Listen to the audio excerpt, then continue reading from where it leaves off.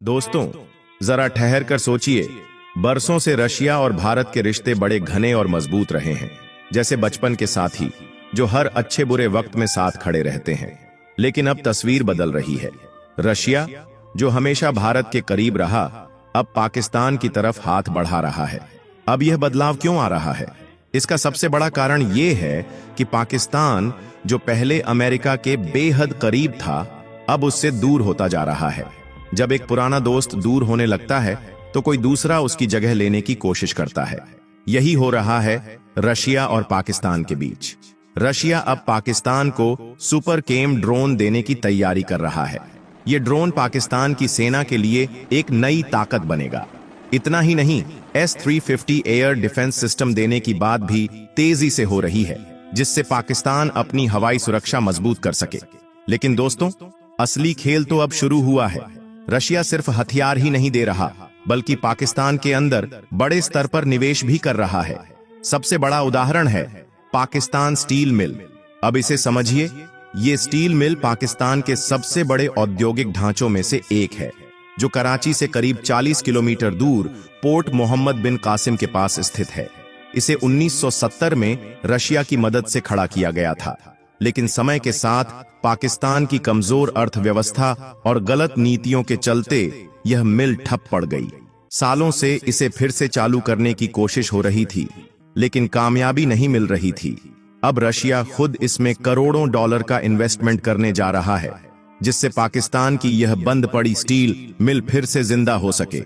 अब सवाल उठता है कि रशिया पाकिस्तान की इतनी मदद क्यों कर रहा है, और इसका भारत रशिया के रिश्तों पर क्या असर पड़ेगा? दोस्तों, जब कोई नया गठजोड़ बनता है तो पुरानी दोस्ती पर असर जरूर पड़ता है। तो क्या यह बदलाव भारत और रशिया के रिश्तों में दरार लाएगा, या फिर यह सिर्फ व्यापारिक फायदे का सौदा है? यही सब हम आगे समझेंगे। दोस्तों, जरा इस तस्वीर को समझिए। पाकिस्तान स्टील मिल सिर्फ एक कारखाना नहीं था, बल्कि पूरे देश के औद्योगिक विकास की रीढ़ थी। इसकी खासियत यह थी कि यह एक समुद्री बंदरगाह के पास बसी थी, जहां से कोयला और लोहे का आयात होता था। फिर इन्हीं कच्चे माल से स्टील तैयार किया जाता था, जो पाकिस्तान के अलग अलग उद्योगों में इस्तेमाल होता था।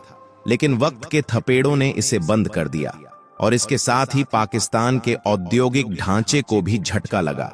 अब इस स्टील मिल की असली कीमत क्या है, यह किसी को ठीक ठीक पता नहीं, लेकिन जानकार मानते हैं कि यह 7.5 अरब डॉलर से लेकर 100 अरब डॉलर तक की एसेट वैल्यू रखती है। सोचिए, कितनी बड़ी दौलत यूं ही जमींदोज पड़ी है। जब यह स्टील मिल अपने सुनहरे दौर में थी, तब इसकी उत्पादन क्षमता 1.1 मिलियन टन से 5 मिलियन टन के बीच थी, और यह कोई छोटी जगह पर फैली हुई नहीं थी। केवल इसका मुख्य स्ट्रक्चर ही 1.29 मिलियन क्यूबिक मीटर में फैला था। अब अगर इसमें बाग बगीचे, अर्थवर्क और बाकी के ढांचे जोड़ दें, तो यह पूरा इलाका 5.7 मिलियन क्यूबिक मीटर तक पहुंच जाता था। अब जरा सोचिए, इतनी बड़ी मील में 33,000 टन से ज्यादा की भारी मशीनरी और स्टील से जुड़े उपकरण लगे हुए थे। यह महज एक कारखाना नहीं, बल्कि पाकिस्तान की अर्थव्यवस्था का एक विशाल स्तंभ था, जो अब खंडहर में तब्दील हो चुका है। अब कुछ लोग कह सकते हैं, अरे, भारत में तो इससे भी बड़े स्टील प्लांट हैं, जैसे एक प्लांट की उत्पादन क्षमता 12 मिलियन टन तक की है। फिर यह इतना खास क्यों? देखो दोस्तों, भारत की अर्थव्यवस्था और इंफ्रास्ट्रक्चर कहीं ज्यादा बड़ा है, लेकिन अगर इसे पाकिस्तान के संदर्भ में देखें तो यह उनके लिए एक विशाल औद्योगिक संपत्ति थी। जो चीज भारत में सामान्य लग सकती है, वही पाकिस्तान के लिए गेम चेंजर हो सकती है। तो सवाल उठता है, अगर यह इतना अहम था, तो आखिर यह बर्बाद कैसे हुआ, और रशिया अब इसे दोबारा क्यों खड़ा करना चाहता है? यही राज अब खुलने वाला है। भारत ने विशाल और उन्नत इंफ्रास्ट्रक्चर का निर्माण किया है, लेकिन पाकिस्तान में इस स्तर की संरचनाएं बहुत कम देखने को मिलती हैं। दरअसल पाकिस्तान की सबसे बड़ी औद्योगिक संरचना रही यह स्टील मिल, जो एक महत्वपूर्ण औद्योगिक परियोजना थी। इसमें शिक्षा सुविधाएं उपलब्ध थीं, लोगों को प्रशिक्षण दिया जाता था, और पर्यावरण का भी विशेष ध्यान रखा गया था, क्योंकि इसकी स्थिति रणनीतिक रूप से बहुत अहम थी।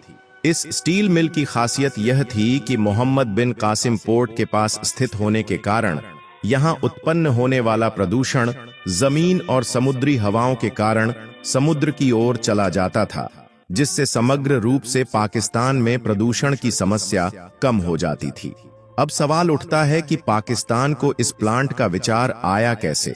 दरअसल जब पाकिस्तान एक स्वतंत्र राष्ट्र बना, तब वहां लौह और इस्पात की मांग बढ़ने लगी, क्योंकि शुरुआती वर्षों में विकास कार्यों के लिए भारी मात्रा में इस्पात और लोहे की आवश्यकता थी, जिसे आयात करना पड़ता था। 1956 में पाकिस्तान को एहसास हुआ कि उसे अपना खुद का स्टील प्लांट स्थापित करना चाहिए। इसी सोच के तहत उन्होंने रूस से संपर्क किया। रूस ने अपने विशेषज्ञ पाकिस्तान भेजे और तब इस बात पर विचार हुआ कि एक आधुनिक स्टील मिल स्थापित की जाए, जहां कच्चा माल आयात करके इस्पात का उत्पादन किया जाए। हालांकि बाद में यह योजना ठंडे बस्ते में चली गई और आगे अमल में नहीं लाई जा सकी। पाकिस्तान में राजनीतिक अस्थिरता हमेशा से एक बड़ी चुनौती रही है। वहां अब तक कोई भी प्रधानमंत्री अपना कार्यकाल पूरा नहीं कर पाया और सरकारें लगातार गिरती रहीं। 1973 में जब एक बार फिर राजनीतिक उथल-पुथल हुई, तब पाकिस्तान को महसूस हुआ कि उसे एक मजबूत औद्योगिक आधार की जरूरत है।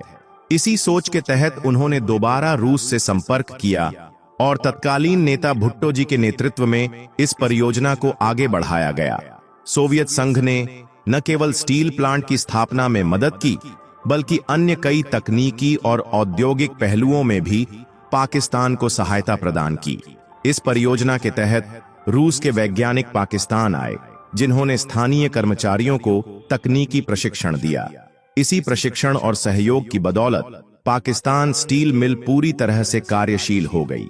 धीरे धीरे इस मिल ने तेजी से विकास करना शुरू किया, उत्पादन क्षमता बढ़ने लगी और यहीं पर निर्मित इस्पात से कई नए उत्पाद भी बनाए जाने लगे। यह स्टील प्लांट पाकिस्तान के लिए एक महत्वपूर्ण औद्योगिक केंद्र बन गया। हालांकि 2004 में इसे निजीकरण की नीति के तहत निजी हाथों में सौंप दिया गया, लेकिन इसके बाद इसकी कुल उत्पादन क्षमता का केवल 18% ही कार्यशील रहा। 2008 में सरकार ने इसे दोबारा राष्ट्रीयकरण कर दिया, जिससे इसकी कार्यक्षमता 50% तक बहाल हो सकी। लेकिन समस्या यह थी कि हर नई सरकार इस पर अलग अलग नीतियां लागू कर रही थी। एक सरकार इसे निजीकरण की ओर ले जाती तो अगली सरकार इसे दोबारा सरकारी नियंत्रण में ले आती। इस वजह से राजनीतिक दखलंदाजी बढ़ती गई, जिससे स्टील प्लांट की स्थिरता और विकास प्रभावित होने लगा। राजनीतिक हस्तक्षेप के साथ साथ इस स्टील मिल में बड़े पैमाने पर भ्रष्टाचार भी देखने को मिला, जिसके कारण यह उद्योग लगातार घाटे में जाता रहा। 1990 के बाद से इस स्टील मिल में कार्यरत कर्मचारियों की संख्या लगातार घटने लगी और आखिरकार 2015 में इसे बंद करना पड़ा। इसका कुल घाटा लगभग 100 से 600 बिलियन डॉलर तक पहुंच चुका था, जिसमें 224 बिलियन डॉलर का ऑपरेशनल लॉस और 335 बिलियन डॉलर का बकाया भुगतान यानी लोन के रूप में नुकसान शामिल था। इस भारी वित्तीय दबाव के चलते पाकिस्तान को मजबूरन इस स्टील मिल को बंद करना पड़ा।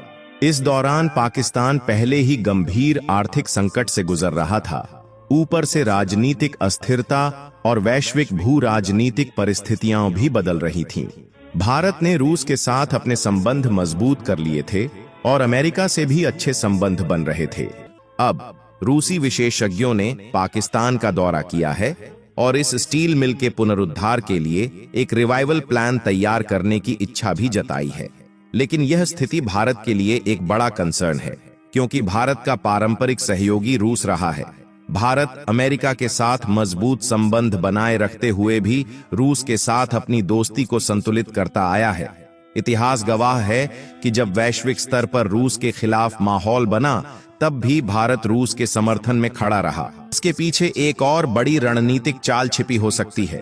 चीन को रूस की सख्त जरूरत है और चीन के पाकिस्तान के साथ पहले से ही बेहद मजबूत संबंध हैं। विशेषज्ञों का मानना है कि रूस पाकिस्तान की यह बढ़ती नजदीकी चीन के दबाव का परिणाम हो सकती है। आपकी राय क्या है? हमें कमेंट बॉक्स में जरूर बताएं। साथ ही अगर आपको यह वीडियो पसंद आया हो तो लाइक करें, चैनल को सब्सक्राइब करें और इसे अपने दोस्तों के साथ शेयर करें। जय हिंद, जय महाकाल।